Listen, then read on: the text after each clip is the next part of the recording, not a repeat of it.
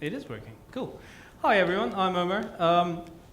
I'm going to talk about embedded stuff today, but I'm also going to talk about heterogeneous computing and the sort of co-processors that we're using as part of our both embedded and actually server class or desktop class systems as well. So my talk is going to consist of two parts, really. The first one is going to look at the challenges that we have, the sort of issues that we can tackle with utilizing different kinds of architectures.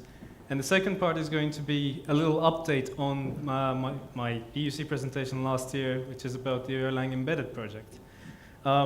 So we're going to look at the sort of challenges that we have in modern computing systems, just a general overview of things. And then look at what sort of devices we can employ to speed up certain operations that we have in our systems, and how can we offload things to make them more efficient and also to reduce power consumption, which is a major problem these days. How can we program them? What sort of methodologies we can employ to program these devices? And I'll also talk about our little exploration with the Epiphany, or the Parallella board that we have been lucky enough to get our hands on. And as I mentioned, I'll update you on the state of Erlang Embedded, the framework that we have been working on, and hopefully we'll have some time for questions and answers. So we have hit the frequency wall, which means that we won't be jumping from, say, having 3 gigahertz or 4 gigahertz processors now to 20 gigahertz processors. So the jump we had from, say, a Pentium 2 to a Pentium 4, we're not going to see that. We've also hit the latency wall. We can't really keep increasing the CPU frequency in the hopes that we will get more data in and out of our systems. Oops. That's not my presentation. Maybe I should just use the keyboard. Memory bottleneck. So for a while, the memory system has caught up with the CPU, and we didn't have any issues in terms of trying to get data into our system. But now we find that it is becoming a problem. And certain processing devices, what am I doing? It's all the Club Mate I've been drinking all day. Is it back up? Yeah. So certain devices like GPUs employ some very interesting techniques to get really, really high-speed memory access, and I'll mention that in a minute. And also, our software is getting more and more complex to a point that we can't really just keep throwing more processing power at it in the hopes that it will automatically become more efficient. There's this beautiful law called, well, actually quite depressing law called Amdahl's law. If you're not familiar with it, it simply dictates that the maximum speed up you can gain in your system or through parallel processing is set by the amount of sequential or serial code that you have in your system. So if you look at this graph, you can see the speed up you can achieve by having a large amount of your system in parallel. So you can offload the calculation onto other devices or other nodes and distribute the workload. But if your system has a lot of sequential code or lots of data dependencies in your calculations, then you can't really offload that anywhere. It has to be executed in sequence. We also have some hardware limitations. We have yield issues with the latest nodes that we have. We're getting really, really small processors, well, actually transistors in our processors now. And the more we try to reduce the size, the less successful the results are.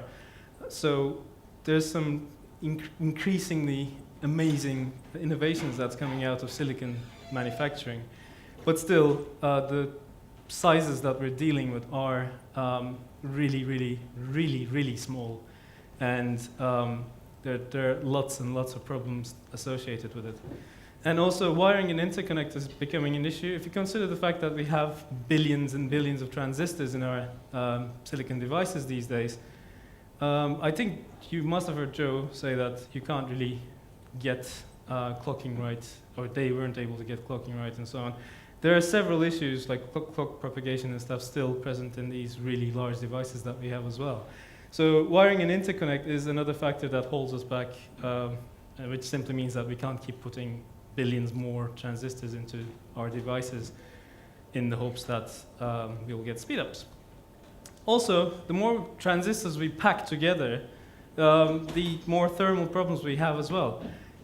So even though these transistors are quite small, they're not ideal devices. Nothing in the world is ideal, of course. It's all very depressing now. So there's this physical property of each transistor called leakage current.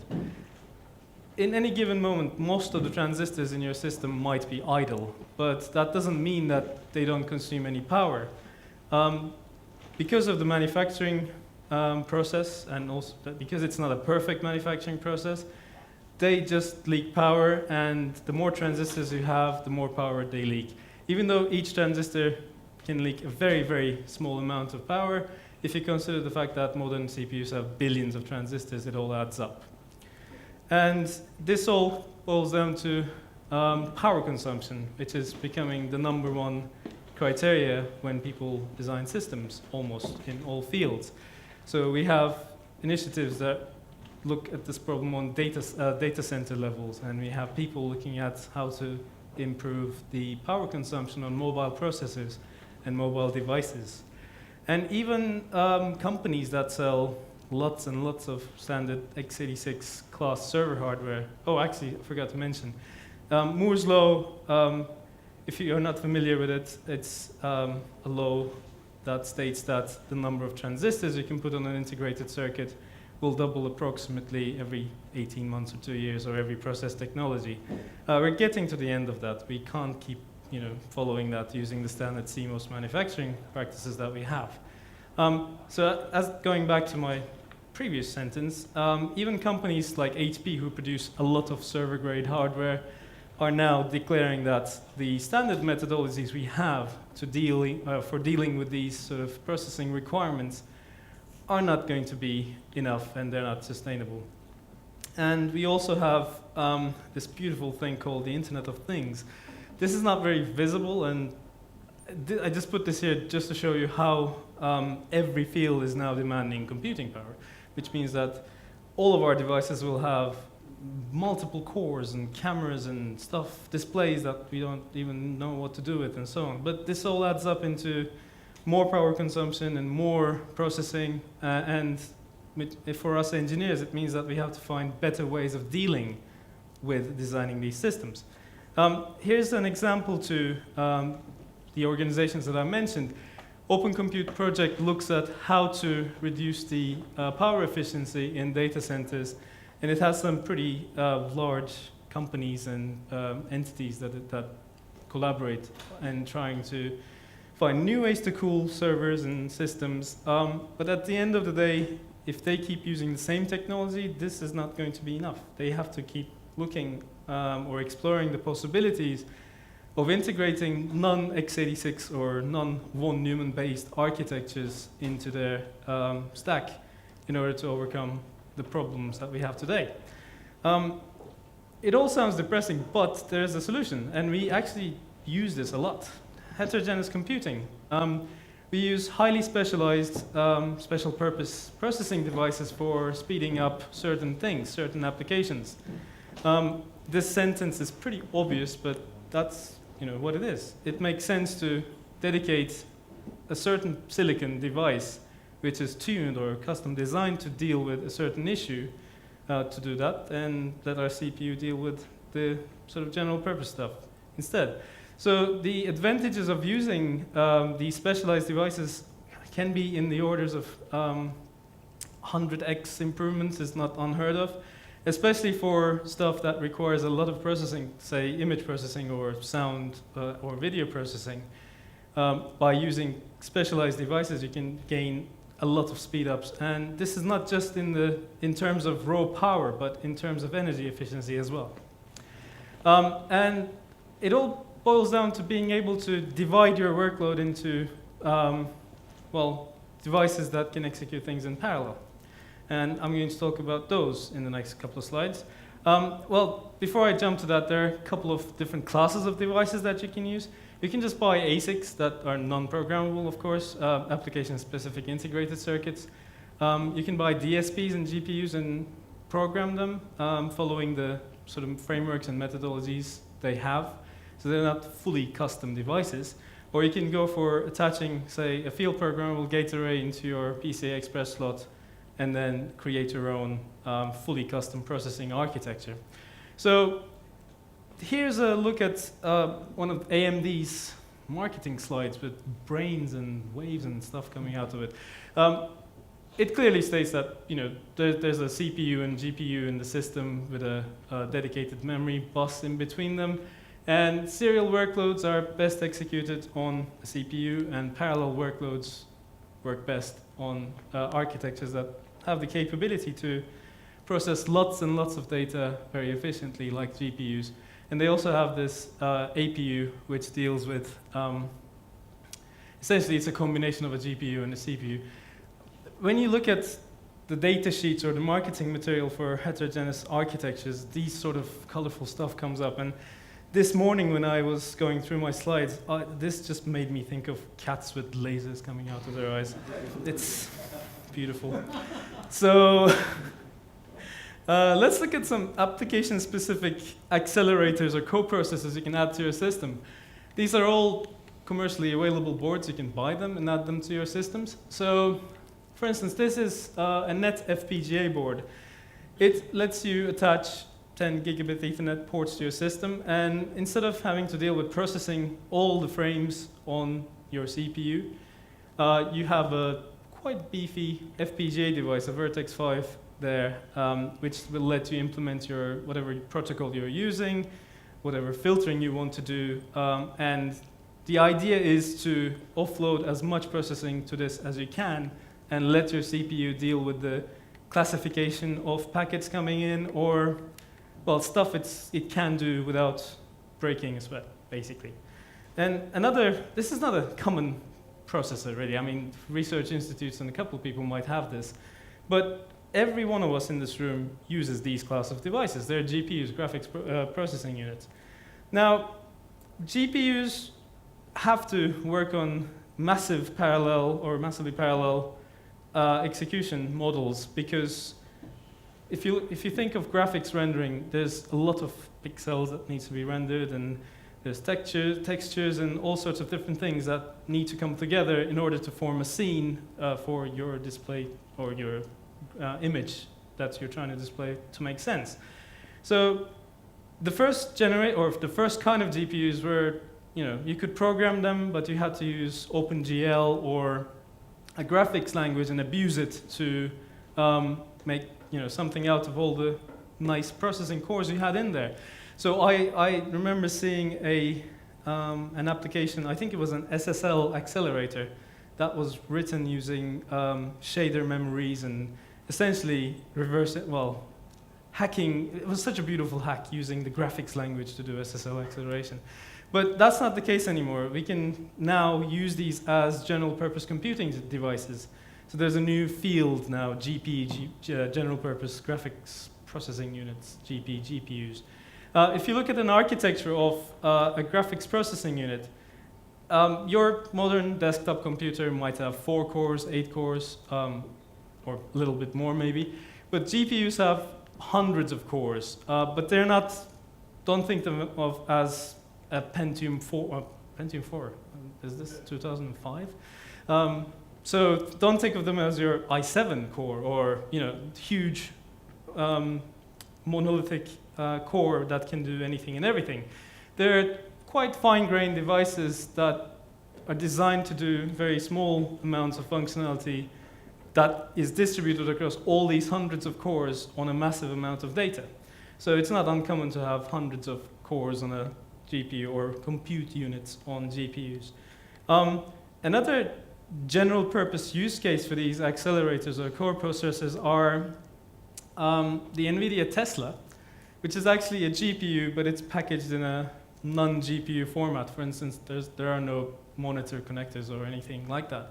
So you can you can use the paradigms that you're used to programming GPUs and just use one of these specialized accelerators.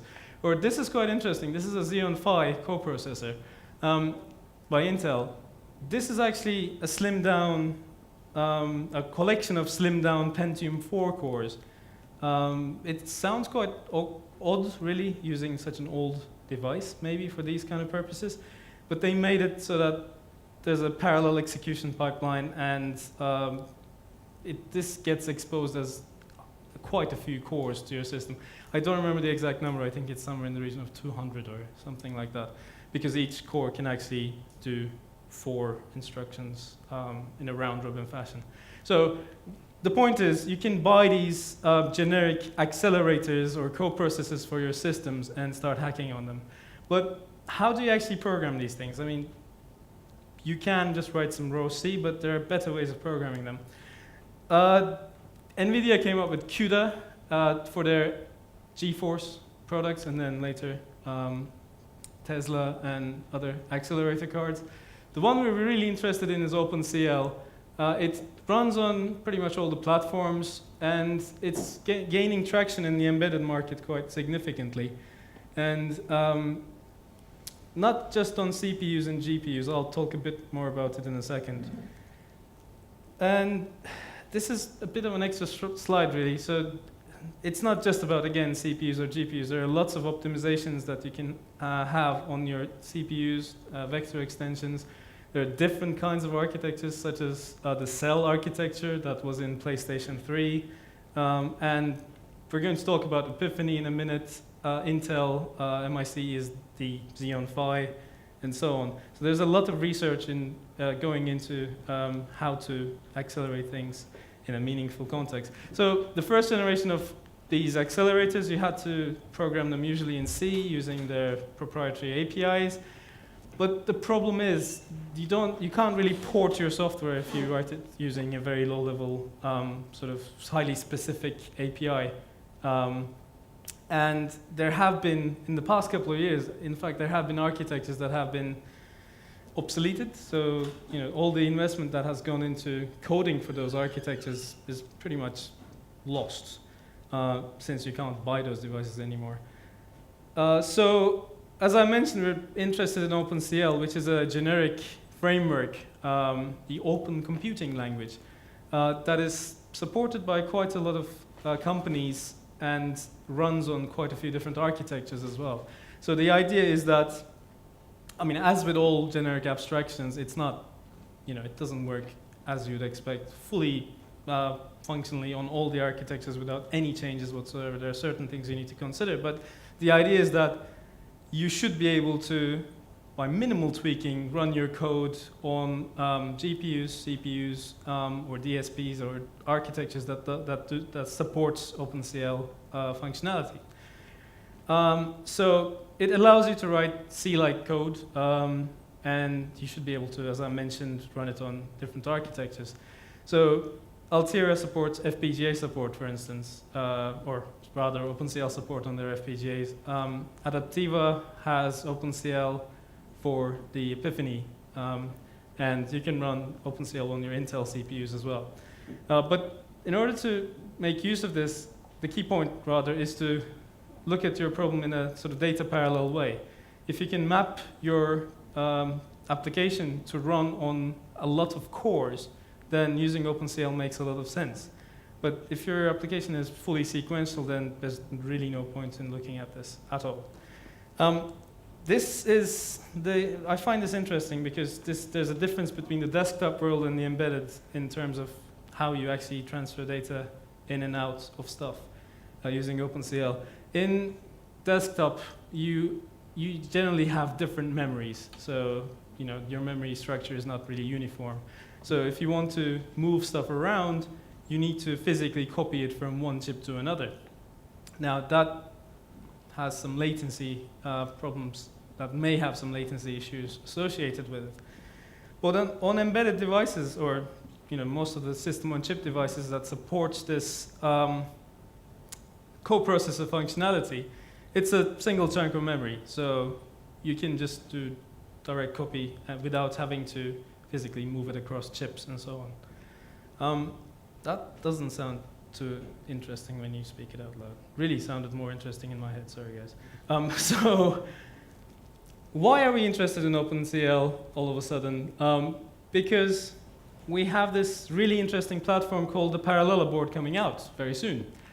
Now, the Parallella board can be thought of as the Raspberry Pi for the multi-core domain, because it's similarly sized. It's going to cost $99. And really, the processing power you have on it is just tremendous. You have a 16-core RISC architecture that's extremely low power. I'll talk about it in a minute. A Xilinx Zinc system-on-chip device, which has 2 hard ARM cores, as in implemented in silicon, not emulated in the FPGA logic, and quite a significant amount of FPGA logic in there. So on a board that's credit card sized, you have also gigabit Ethernet and USB and all sorts of inputs and outputs, HDMI as well. So on a board that's credit card sized, you have a dual core ARM processor, a significant amount of FPGA logic, and a 16-core processor. This is exciting. And we've been fortunate enough to receive one of the early prototypes, which you can see outside actually. And it doesn't look credit card sized, but it has the 16-core processor on it.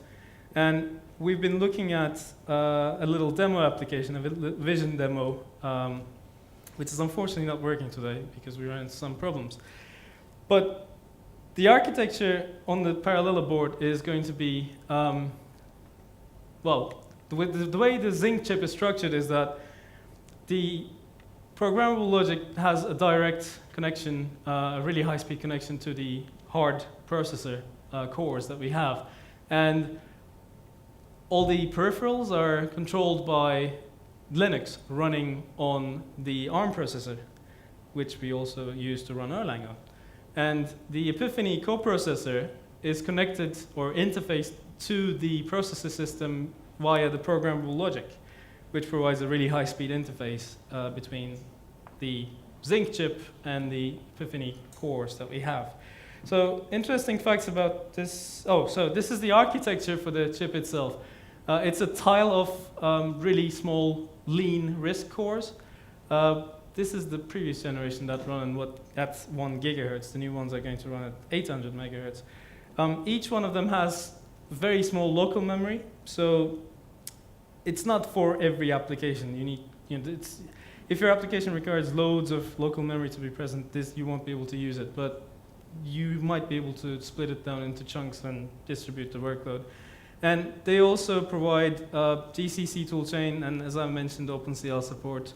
The reason we're sort of excited about this technology is this is the 64-core version of the chip, and here are some stats. You get 10 gigaflops of performance for 2 watts, which is remarkable. You won't be able to achieve this sort of performance using GPUs or any other device, really. And also, they're relatively easy to program. You can just put a C application or a C function to run on each core, and then architect your system to connect to different functions within the chip. Or if you're using OpenCL, you can just load kernels into each core and then use it to do data parallel computations on it. And another interesting thing is that it has the facility or the support to link external chips together. So you can connect up to 64 cores on a single board. That's a lot of cores, which is exciting. So the demo that we have been working on actually consists of multiple devices. Since this talk is about heterogeneous computing, this is a heterogeneous system. So there are USB webcams looking at a little box that we've built. And they're all connected to Raspberry Pis, which through network are connected to the Parallella board. And the idea is that we use the Raspberry Pi clients to grab frames of the existing box that we built.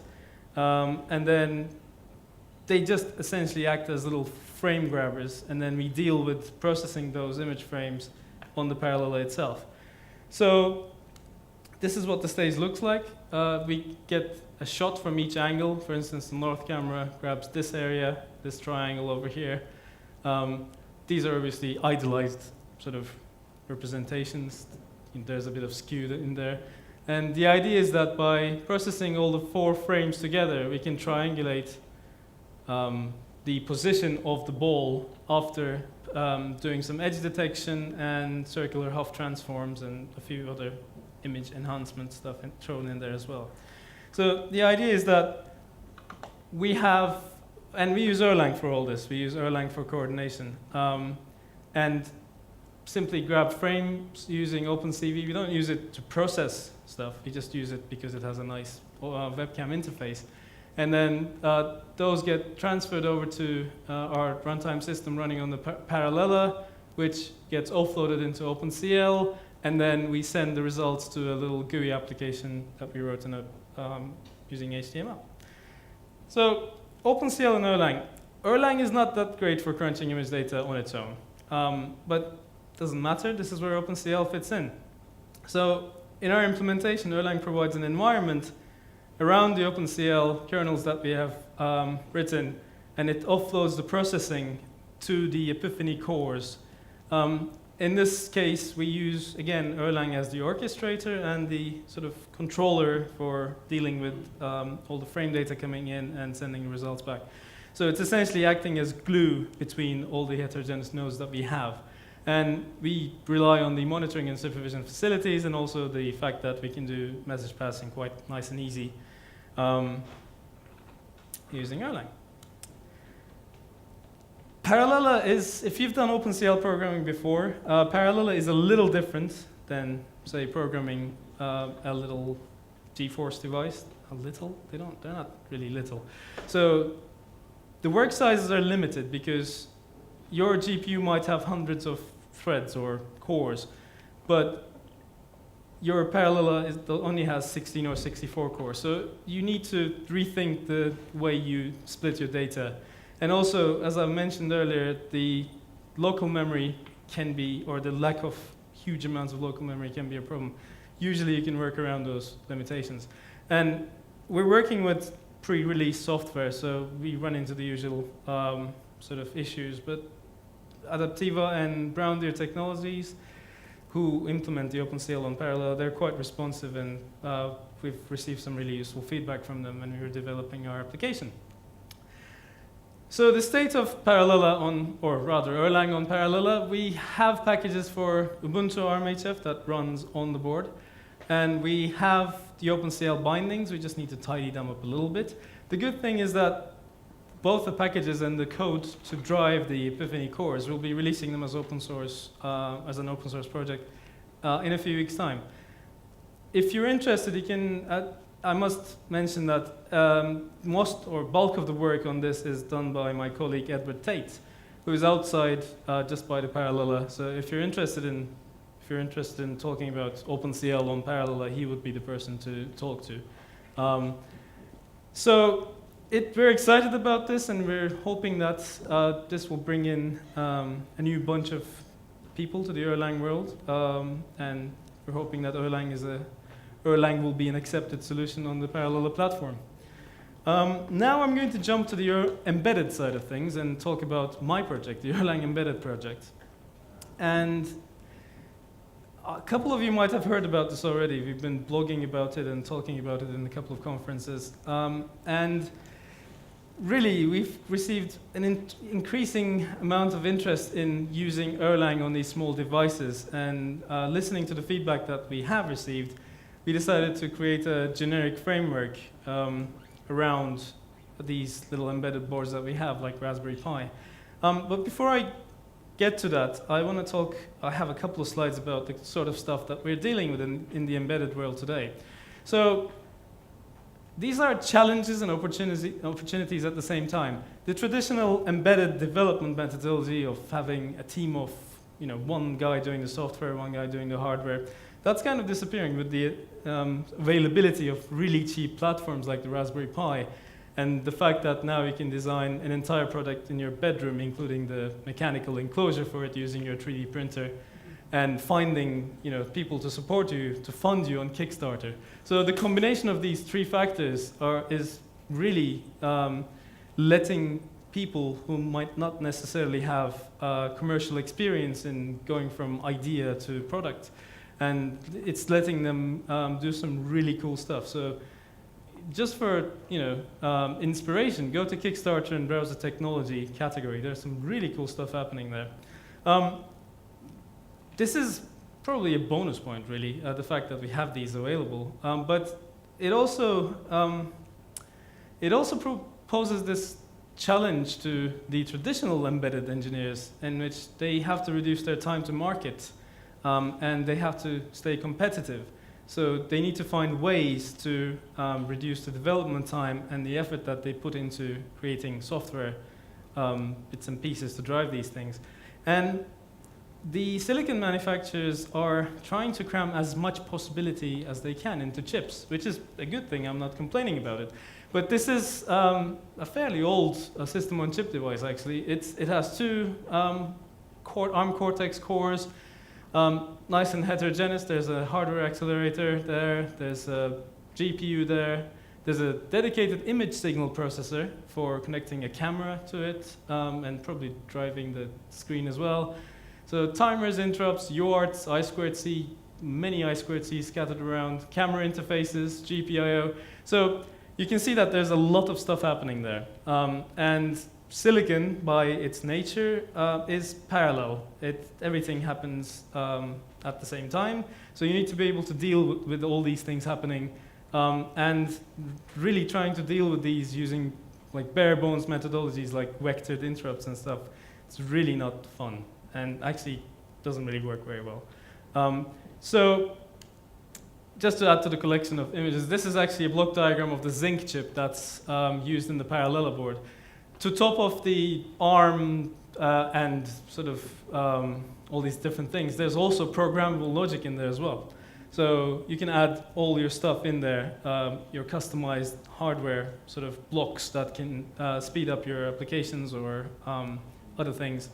And that's great, but you have to manage those as well, just to add to the complexity. Traditionally, these devices are programmed in C, and that trend is increasing as well. And it kind of makes sense to write device drivers in C. There's nothing wrong with that. But it's also nice to have the features that we have in Erlang that makes our lives easier when we're dealing with concurrency and failure and so on.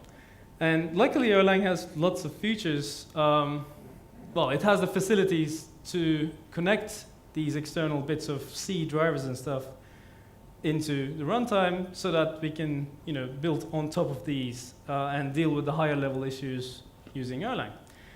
So accessing hardware is a key part of creating an embedded system, obviously. There are two ways you can do that. You can either map stuff directly via dev.mem and then twiddle bits, registers, or you can use kernel abstractions, but generally this is very messy on top of Linux. So to make embedded engineers' lives easier, or embedded designers' lives easier, we are today introducing Erlang ALE.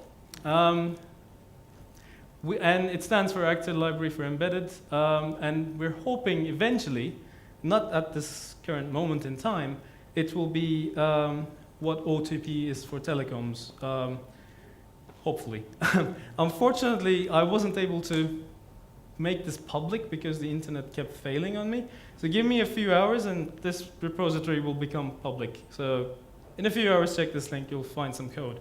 So what ALE does is it brings embedded peripherals, or the way you interact with embedded peripherals, and maps that into the Erlang domain.